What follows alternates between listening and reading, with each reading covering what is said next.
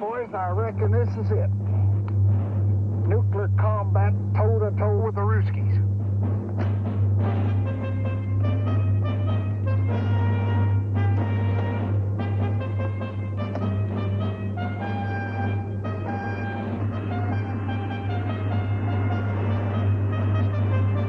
Now look, boys, I ain't much of a hand at making speeches. I got a pretty fair idea that something doggone important's going on back there. And I got a fair idea of the kind of personal emotions that some of you fellas may be thinking. Heck, I reckon you wouldn't even be human beings if you didn't have some pretty strong personal feelings about nuclear combat. But I want you to remember one thing. The folks back home is counting on you, and by golly, we ain't about to let them down. Tell you something else. This thing turns out to be half as important as I figured it just might be. I'd say that you're all in line for some important promotions and personal citations when this thing's over with. And that goes for every last one of you, regardless of your race, color, or your creed. Now let's get this thing on the hump. We got some flying to do.